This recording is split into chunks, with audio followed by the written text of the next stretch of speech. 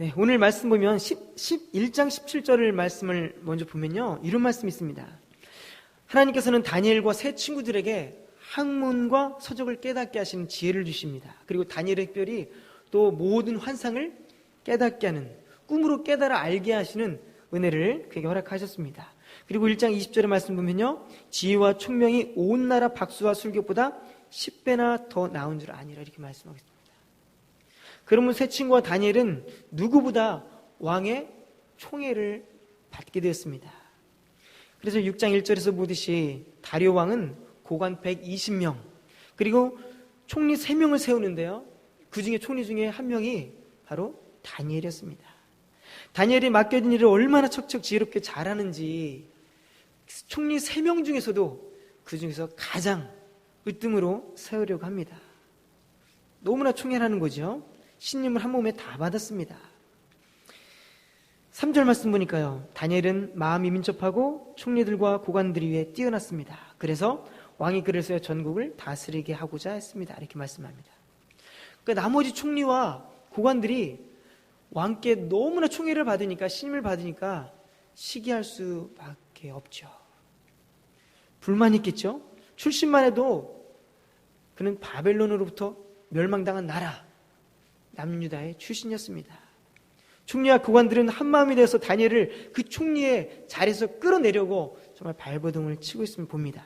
계획을 세우죠. 그런데 아무런 건수도 찾지 못합니다. 다 호사가 되고만 합니다. 보고 있자니 다니엘이 잘 되는 꼴은 못 보겠고, 왕의 총애를 한 몸이 받고 있으니 분이 나서 참지 못하겠고, 그러나 방법이 없는 겁니다. 속이 쓰리고 배가 아프고 어떻게 할지 모르는 그 상황 속에서 그들은 시간만 보내고 있습니다. 근데 여러 사람들이 머리를 맞대면 좋은 답이 생각나겠죠? 좋은 답을 찾을 수 있습니다. 그래서 별도리가 없는 차에 기발한 생각이 그들을 깨우기 시작합니다. 그것은 바로 무엇이냐면 다니엘의 신앙의 문제를 걸고 넘어지는 것이었습니다. 다니엘은 무엇보다 신앙만큼은 정말 철저했던 사람이기 때문이었죠. 다니엘을 시기하였던 총리와 고관들은 다리오의 마음을 흡족하게 하면서 또 한편으로는 다니엘에게는 치명적인 일을 계획하고 있습니다. 일거양득이라 할 수 있죠. 그렇다면 다니엘의 신앙이 어떠하였길래 그의 신앙을 올무로 사용하려 했던 것일까, 우리는 생각해 볼 수가 있습니다. 다니엘은 어떤 신앙을 가지고 있습니까? 우리가 아까 1장을 쭉 읽어보진 않았지만 대충 내용을 아실 것입니다. 1장을 쭉 보면 바벨론의 포로로 다니엘이 끌려오게 되죠. 그래서 소년 시절부터 그가 확고한 신앙 안에서 있었음을 우리는 알 수가 있습니다. 왕은 뛰어난 소년들을 구별해서 갈대아 언어를 배우게 했고요, 언어와 학문 이런 모든 것들을 교육시키고자 했습니다. 그래서 또 1장 5절 말씀 보면 왕이 지정하여 그들에게 왕의 음식과 그가 마시는 포도주에서 날마다 쓸 것을 주어 3년을 길게 하였으니 그 후에 그들은 왕 앞에 서게 될 것이라 라고 말씀하죠. 왕이 칭히 명령했습니다. 왕이 먹는 것, 또 좋은 포도주, 얼마나 맛있고 얼마나 좋은 포도주였겠습니까? 왕이 먹는 거니까요. 그런데 그럴지라도 다니엘은 결단하는 모습을 볼 수가 있습니다. 뜻을 정해서 왕의 음식과 그가 마시는 포도주로 자기를 더럽히지 아니하였다라고 말씀하고 있습니다. 포로로 끌려오기 전까지 하나님의 말씀으로 얼마나 그가 잘 신앙교육되는지 우리는 알 수가 있죠. 비록 내가 서 있는 자리와 신분이 바뀔지라도, 자유인에서 포로로 바뀔지라도 하나님의 백성이라는 이 정체성에 대한 자부심이 그에게 있었던 거지요. 당시 소년의 나이에 그런 확고한 신앙을 가질 수 있었던 것은 정말 놀랄 수밖에 없는 사실입니다. 그런 이유를 한번 생각해 보니까요, 그가 다니엘의 유다에 있을 때, 남유다에 있을 때 그는 율법 교육에 정말 열심을 다했던 것 같습니다. 그리고 부모의 영향이 참 컸던 것 같습니다. 아이들이 신앙을 잘 자랄 수 있는 곳, 양육되어진 곳이 어디입니까? 바로 교회죠. 그리고 부모의 신앙입니다. 저희 아이들도 집에 오면 가끔 여러 가지 이야기하죠. 찬양하죠. 웃긴 것이 우리 아이들은 좀 옷을 벗는 걸 좋아해요. 옷을 둘째 셋째가 벗고서 막 춤을 춰요. 찬양하면서 막 춤을 추기도 하고 엉덩이로 춤을 추기도 하고 이런 모습 볼 수가 있습니다. 그런 모습들은 정말 귀엽죠. 하나님 말씀 안에서 잘 성장하면서 그 삶, 그 아이들이 생활하는 그 삶 속에 하나님을 찾고 찬양하고 하나님이 누가 더 세? 성령님이 더 세? 예수님이 더 세? 하나님이 더 세? 이런 것들만 가지고 얘기하는 것 자체가 얼마나 감사한 일인지 모릅니다. 교회 영향력이 참 큽니다. 그리고 바울이 디모데를 향해서 이런 얘기를 한번 했었죠. 내 속에 거짓이 없는 믿음이 있음을 내가 알겠는데 더 확실한 것은 이 믿음이 내 외조모 로이스와 내 어머니 유니게를 통해서 그 어머니와 외할머니를 보니까 너의 믿음을 내가 신뢰할 수 있겠다 이렇게 이야기하는 말씀이 있죠. 이것처럼 다니엘은 율법 교육과 신앙 교육을 제대로 받았던 것 같습니다. 여러분들의 소년 시절은 어땠죠? 만약 여러분들이 소년 시절에 이런 상황에 놓여 있다면 나라를 떠나서 포로가 되어서 다른 나라에서 또 왕이 시킨 일이라면 얼마나 두렵고 떨리겠습니까? 한 나라의 왕이 그 세계를 제패하고 있는, 지배하고 있는 그 강한 메데아 바사의 왕이, 그 왕이 시키는 일을 하라고 한다면 그 일들을 잘 따를 수 있겠습니까? 아니, 거부할 수 있겠습니까? 거부하기가 참 어렵죠. 그리고 한편으로는 맛보지 못한 왕이 먹는 그 산의 진미를 먹는다는 생각, 이것을 한번 해보고 또 정말 값진 포도주, 누구나 먹을 수 없는 그런 포도주를 마실 수 있다는 생각을 해보면 그들이 그런 신앙의 결단을 하기가 참으로 쉽지는 않다고 생각이 됩니다. 그냥 알 게 뭐 있어? 맛있으면 되지. 아니 뭐 이런 음식 언제 먹어보겠어? 뭐 이런 생각을 할 수도 있겠죠. 소년 시절이라면요. 저희 첫째 아들을 보신 분은 아시겠지만 위로 커야 되는데 자꾸 옆으로 크고 있습니다. 나중에 살이 이제 키로 간다고 얘기는 하고 있는데 옆으로만 자꾸 가서 걱정이 되고 있습니다. 근데 아내는 이런 이야기 하죠. 아빠보다 최소한 10cm, 한 15cm는 더 커야 해. 키가 다는 아닌데요, 그죠? 그런 얘기를 합니다. 먹을 것을 정말 좋아합니다. 뭐 먹고 싶어 이야기하면 초등학생으로서는 하지 못할 그런 생각들을 합니다. 장어, 매운탕, 닭발, 꽃게 뭐 이런 거 있죠. 개불 뭐 이런 거 이런 것들을 좋아합니다. 심지어 차를 타고 가다가 고라니를 마주쳤어요. 와, 고라니 먹고 싶다. 이런 얘기까지요. 며칠 전 아내에게 들은 이야기가 있습니다. 첫째 아들이 이제 5학년이라 이제 사춘기가 이제 접어들게 됐죠. 그래서 그 아들이 아내에게 이런 이야기를 했습니다. 나 친구들과 잘 맞지 않는 것 같아. 이런 얘기를 하더랍니다. 그래서 아내는 속으로 생각했습니다. 고민을 이야기한다는 것은 그래도 마음을 터놓는 거니까 참 그래도 기특하다. 속으로 좋았다라고 생각했습니다. 그래서 고민 들어준 마음을 먹고 그래? 무슨 고민이 있어? 친구들과 먹는 속도가 맞지 않아. 친구들이 밥을 너무 늦게 먹어. 그 이야기를 듣고 참 네, 할 말이 없었습니다. 네. 돌아서면 이런 배고플 소년 시절에 하나님의 백성으로서의 정체성을 갖는 것이 참으로 어려운 일입니다. 왕의 음식과 포도주로 자기를 더럽히지 않겠다는 결단했다는 것은 참으로 어려운 일입니다. 이렇게 소년 시절부터 확고한 신앙을 가진 다니엘의 모습을 볼 수 있고요. 그런데 여기까지는 괜찮습니다. 포로로 끌려온 지 얼마 되지 않았으니까 그래도 신앙을 지킬 수 있다는 생각을 할 수 있죠. 얼마 되지 않았을까요? 그러나 바벨론에서 이후로 계속 성장하면서 그들의 언어와 학문과 문화를 접하는 동안에 혹시라도 신앙이 변할 수 있는, 변진될 수 있는 그런 가능성도 있지 않겠습니까? 일제시대 때도 우리나라의 국민의 정신을 말살시키기 위해서 이름을 바꿨지 않습니까? 이름을 바꾸고 언어를 쓰지 못하게 하고 그런 것들로 말미암아 우리 한 국민의 정신을 소멸시키려고 하는, 말살시키려고 하는 그런 정책으로 사용했던 것을 우리가 볼 수가 있습니다. 신앙에 분명 영향을 미칠 수가 있죠. 그런데 1장에서 6장까지 말씀을 쭉 보면 절대 그렇지 않은 모습을 우리는 볼 수가 있습니다. 한결같은 신앙을 유지하고 있음을 볼 수 있습니다. 성장하면서 여러 가지 유혹도 참 많았을 텐데, 결단할 순간도 참 많았을 텐데, 어떻게 이렇게 한결같은 신앙을 유지할 수 있었을까? 이런 믿음을 유지할 수 있었을까? 우리는 질문할 수 있죠. 그것은 바로 일상의 경건한 훈련 때문이었습니다. 경건 훈련 때문이었습니다. 우리 6장 10절 말씀을 한번 보십시오. 윗방에 올라가 예루살렘으로 향한 창문을 열고 전에 하던 대로 하루 3번씩 무릎을 꿇고 기도하며 그의 하나님께 감사했더라 라고 말씀합니다. 윗방은 사람과 단절돼서 조용히 하나님과의 관계를 맺을 수 있는 조용한 곳이었습니다. 기도의 장소였습니다.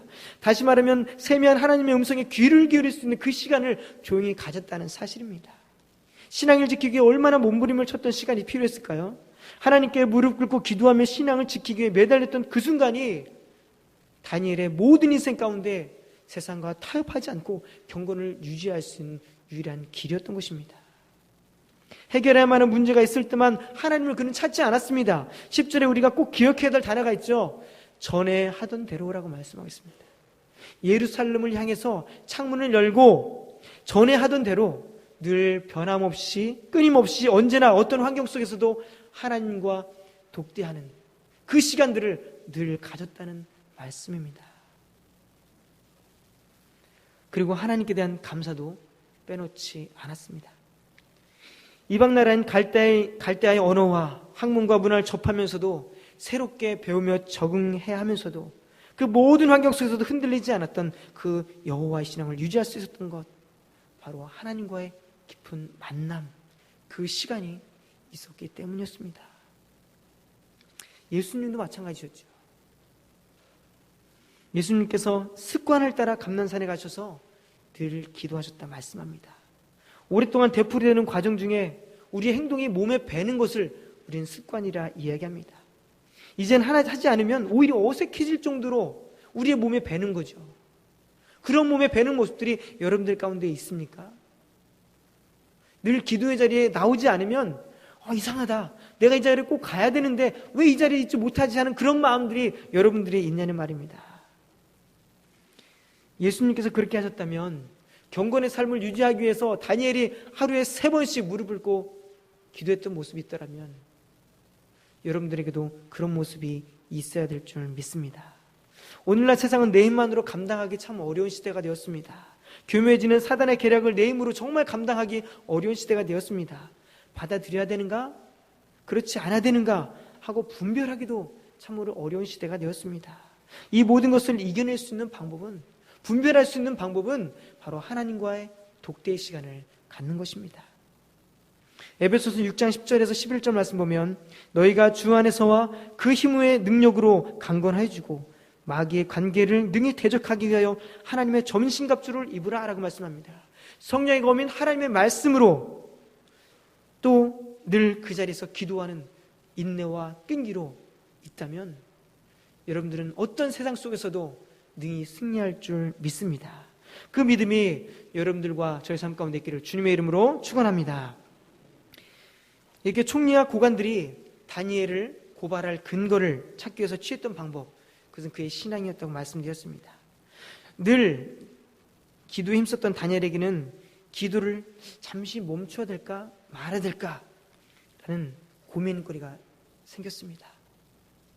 6절에서 9절 말씀 보면 총리와 고관들이 다니엘을 올무에 빠뜨리기 위한 방도를 가지고 왕께 나아가죠.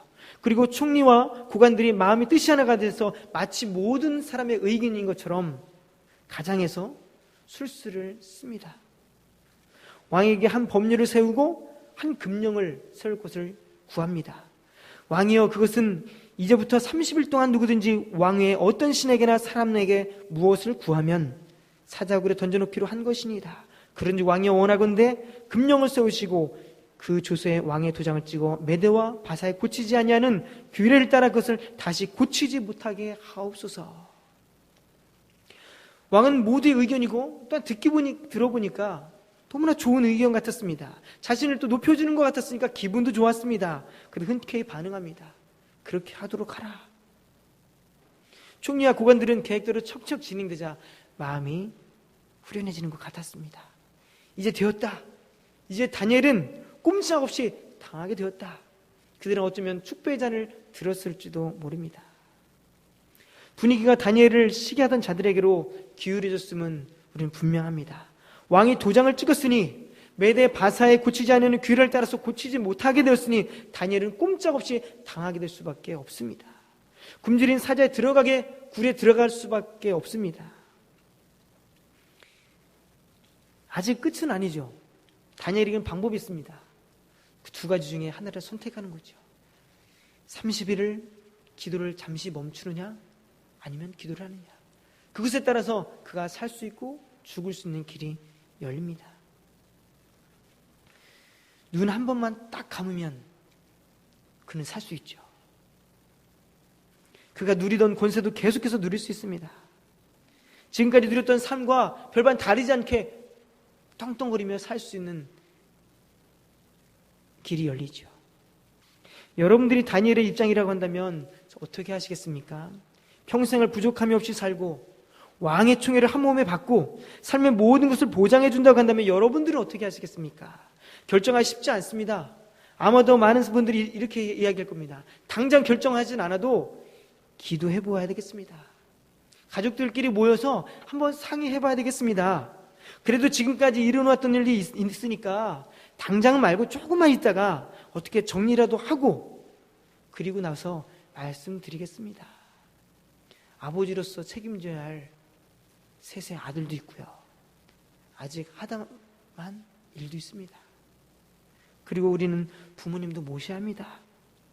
이렇게 당장의 답을 회피하는 분들도 아마 많이 계실 것입니다.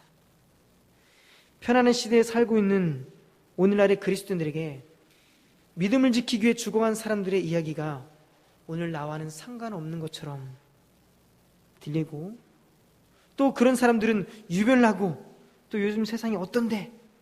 라고 이야기할지도 모릅니다. 여러분들은 어떻게 생각하십니까? 교회 한번 빠지는 것이 대수롭지 않고 하나님께 마땅히 드려야 될 것들을 드리지 않고 그것을 별것 아닌 일이라고 여겨지고 마음에 거리낌이 없다면 더 큰 믿음을 요구할 때 여러분들 그 믿음을 지킬 수 없습니다. 순종할 수 없습니다.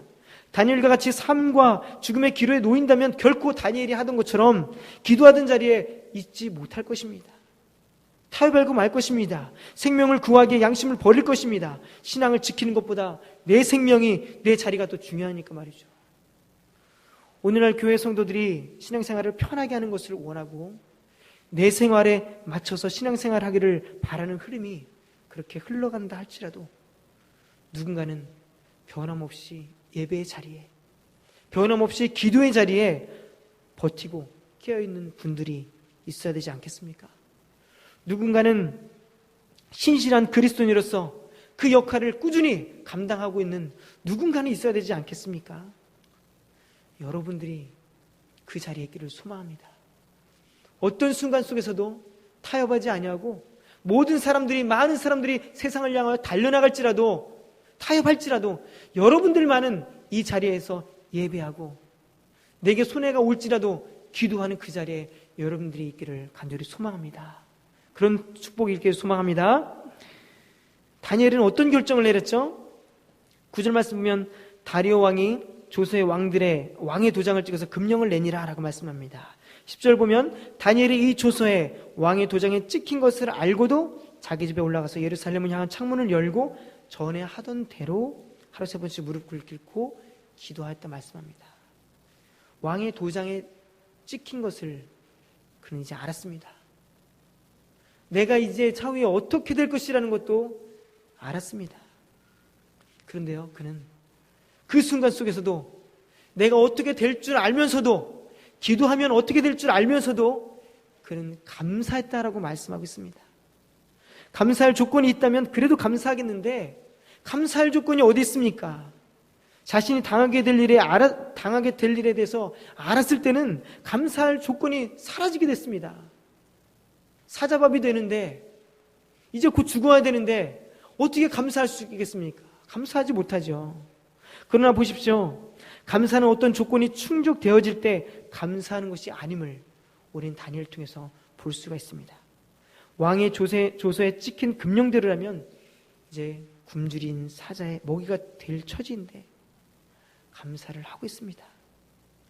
우리가 너무나 다르지 않습니까? 우리는 무엇인가 이루어졌을 때, 해결되었을 때, 집을 장만하고 자녀들이 출세하고 어림없이 평탄하고 여길 때, 그때 우리는 감사하는 조건을 찾고 감사하게 되죠. 왜 나에게 이런 고난을 주십니까? 왜 내게 건강을 잃게 하십니까? 왜 내게 평생 고생만 하게 하십니까? 이런 것들이 우리의 고백이 아니었습니까? 그러나 한탄할 수밖에 없는 환경에서 오히려 감사할 수 없는 조건에서 감사할 수 있다면 그것이 바로 믿음의 사람인 것입니다. 다니엘은 불평하지 않았습니다. 환경을 탓하거나 자기를 시기하는 자들에 대해서 저주하지 않았습니다. 말없이 그 자리에서 감사의 기도를 드립니다. 있는 그 자리에서 상황이 어떻게 변해도 감사하는 그 자리, 기도하는 그 자리에 다니엘이 서 있었습니다. 요동이 없죠. 안절부절하는 모습도 찾아볼 수 있습니다. 어떻게 해야 될까? 이 상황을 어떻게 모면할까? 라는 고민도 없습니다. 오직 하나님께 기도하고 감사하는 것밖에 없었습니다. 이것이 믿음이 아니겠습니까? 변함없이 골방에서 하나님과의 관계를 갖는 것, 어떤 순간 속에서도 감사할 수 있는 조건을 찾는 것, 그것이 믿음의 사람인 줄 믿습니다. 어떤 경우에도 감사의 기도가 사라지지 아니하는 여러분들과 저의 삶이 되기를 주님의 이름으로 축원합니다. 이렇게 다니엘을 헤아렸던 자들은 자신의 뜻이 이루어진 듯 했습니다. 다니엘을 아끼던 왕도 다니엘이 위급한 상황에 처했음을 알게 되었지만 이미 때는 늦어서 어떤 손을 쓸 수가 없게 되었습니다. 얼마의 시간 지난 후에 다니엘은 사자먹이가 될 수밖에 없습니다. 할 수 있는 방법이 없습니다. 왕은 어쩔 수 없이 명령하죠. 다니엘을 사자굴에 넣으라. 돌을 굴려다가 굴 어기를 막습니다. 그리고 완전하게 밀폐해서 도망쳐 나오지 못하도록 굴 어기를 막고 어느 누구 막론하고 다니엘을 구하지 못하도록 왕의 도장과 그 귀족들의 도장으로 봉하였습니다. 어떻게 손쓸 수가 없습니다. 이제 표면적으로는 사자굴에 던져진 다니엘의 인생은 여기서 끝난 듯합니다. 그런데 어떻게 됐을까요? 왕은 무슨적으로 그 마음이 너무나 아팠습니다. 자기가 총애했던, 자기가 잘못된 결정을 내렸기 때문에 다니엘이 죽을 수밖에 없다는 그 마음이 너무나 아팠습니다. 그래서 왕은 사자굴에 다니엘이 던져진 이후에 밤새도록 금식합니다. 그리고 이튿날 후에 혹시라도 살아있을까 사자굴을 찾아갑니다. 사자굴 어귀에 다다라서 슬피 소리를 지릅니다. 혹시라도 살아있을지 모른다는 생각이 말이죠. 다니엘아, 다니엘아, 살아계신 하나님의 종 다니엘아, 내가 항상 섬기는 내 하나님이 사자들에게서 능히 너를 구원하였느냐? 내가 항상 섬기는 내 하나님이 사자들에게서 너를 능히 구원하였느냐? 마음 졸이는 순간입니다. 어떻게 되었을까요? 사자굴에서 목소리가 들리는 것 아닙니까? 왕이여, 원하건대 왕은 만수무강하옵소서, 걱정하지 마옵소서. 왕께서 그의 천사들을 통해 사자들의 입을 봉하셔서 사자들이 저를 상하게 하지 못하셨습니다. 얼마나 극적인 순간입니까? 하나님이 얼마나 멋지신 분입니까? 이렇게 멋지신 분이 계실까요? 어렸을 때부터 사자굴에 다니엘이라는 말씀을 많이 들어서 내용을 알고 있지만 그런데 말씀을 읽고 또 읽어도 얼마나 가슴이 뛰며 얼마나 마음이 벅차고 감동이 되든지요. 사람들의 술수로 인해 외롭고 쓸쓸하게 죽음을 맞이할 수밖에 없었던, 아무도 편을 들어줄 수밖에 없었던 그 상황에서 굶주린 사자들의 먹잇감으로 전락해버릴 수 없는 그 비참함에서 사자들의 입을 막으시고 다시 회복시키셨다는 그 사실이 제게 얼마나 감동이 되는 거예요. 설교 준비하면서 막 울컥하는 겁니다. 마음이. 하나님이, 그 하나님이 나의 하나님이구나. 2500년 전에 그를 살리셨던, 사자의 입을 봉하셨던, 다니엘을 구원하셨던 그 하나님이 바로 나의 하나님이구나. 나의 가슴을 설레게 만들었습니다. 내 가슴이 정말 뛰었습니다. 만약 소설과 같은 이야기라면 그냥 단순한 감동으로 지나갔을지 모릅니다. 가슴이 그렇게 뛰지 않았을지 모릅니다. 그리고 다니엘에게만 적용되는 말씀이라면 그렇게 뛰지 않았을지 모릅니다. 그러나 다니엘의 말씀은 오늘날 여러분과 제가 살아가는 이 시대에도 그대로 성취되고 있다는 사실입니다. 하나님은 여러분들과 저를 향한 사랑과 보호하심과 인도하심이 여전히 나와 여러분들과 함께 했음을 믿으시기를 바랍니다. 그 사실을 믿는다면 이 말씀을 듣고 가슴이 뛰어야 됩니다. 벅차오르는 감동이 있어야 합니다. 그 감동이 여러분들의 삶 가운데 계속 되어야 합니다. 시편 23편 4절 말씀 보면 내가 사망의 음침한 골짜기로 다닐지라도 해를 두려워하지 않을 것은 주께서 나와 함께 하심이라. 주의 지팡이와 막대기가 나를 안위하시나이다 라고 말씀합니다. 어떠십니까? 하나님께서 여러분들의 목자가 되셔서 어떤 순간에도, 어떤 위기의 순간에도 지키심을 믿으십니까? 사단의 세력들로부터, 사자들의 입으로부터 여러분들을 지켜주시리라는 그 믿음이 여러분들 가운데 있으십니까? 그 믿음이 있다면 바로 세상의 어떤 권세도 여러분들을 해하지 못할 것입니다. 그 믿음이 여러분들을 세상 가운데서 구원할 것입니다. 사단의 세력들이 어떠한 공격을 펼지라도 그 믿음은 우리를 견고하게 서 있게 만들 것입니다. 다니엘의 주변에는 그를 도울 자가 아무도 없었습니다. 왕도 도울 수가 없었습니다. 다니엘 곁에는 그를 도울 리가 아무도 없는 것 같았지만, 그러나 그를 향한 보이지 않는 손길이 있었습니다. 바로 능력의 하나님의 손길이었습니다. 세상 만물을 주관하시고 그분의 뜻대로 움직이시는 능력의 하나님이 계셨습니다. 사람의 술수와 그를 단숨에 잡아 삼킬 것만 같았던 사자의 입도 막으신 하나님, 더 이상 아무런 희망도 없고 보이지 않을 것만 같던 그 순간 속에서도 새로운 빛을 보이신 하나님, 시기하던 모든 원수들을 멸하시기까지 하나님, 그분이 바로 여러분들의, 저의 하나님이심을 믿으시길 바랍니다. 그 하나님께서 여러분들과 함께 하심을 믿는다면 그 믿음이 여러분들을 어떤 세상 속에서도, 어떤 환경 속에서도 여러분들을 구원하실 것입니다. 바울은 의인이 살 길이 있는데 그것은 오직 믿음이라 말씀합니다.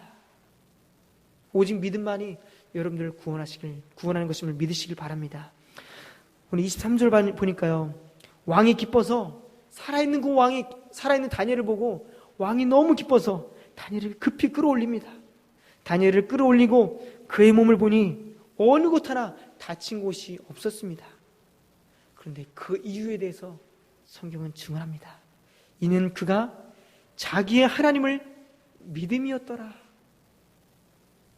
하나님께서 다니엘을 구원하신 이유는 바로 무엇이냐면 자기의 하나님, 사자의 입을 막으신 하나님, 모든 세상을 주관하신 하나님, 늘 우리와 동행하시는 하나님, 우리를 보호하시고 인도하신 하나님, 그 하나님을 믿는 믿음, 그 믿음 때문에 다니엘이 온전할 수 있었다 고백하고 있습니다.